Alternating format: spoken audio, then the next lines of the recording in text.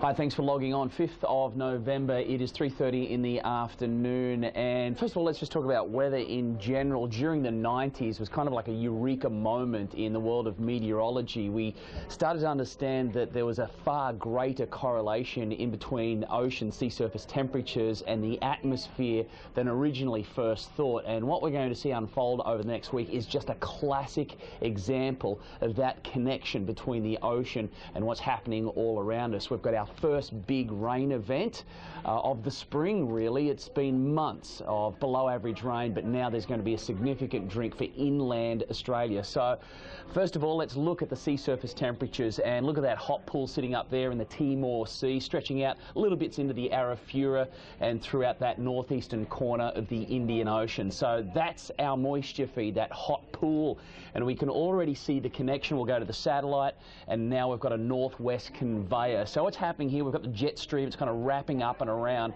and it's tapping into the greater amounts of evaporation that is sitting over the northern tropics of the nation.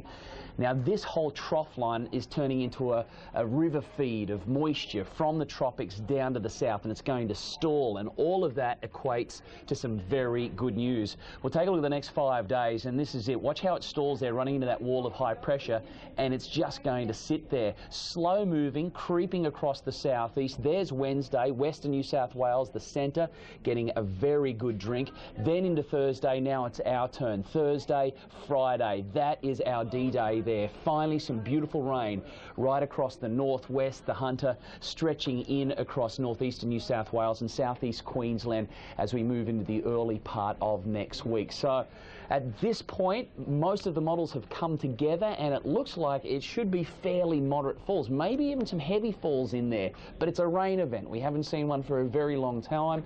The ground is parched, crops are absolutely starved for a drink. So overall, this is very good news. Not fantastic news for the cricket. I think it's happening in Brisbane on the weekend. I'll get a little bit from this system, but look, Central and Eastern Australia really needs a significant rain event, and this is the first one, and it's also the first sign that we may see average rain return. That is a long-range forecast for summer, so finally things looking a little better as far as inland rain is concerned, and rain for all of the broadcast area. In fact, we really need to pull back that bushfire danger situation throughout the eastern states. But we'll check this again each day this week because it's a good news overall, and let's hope it comes off.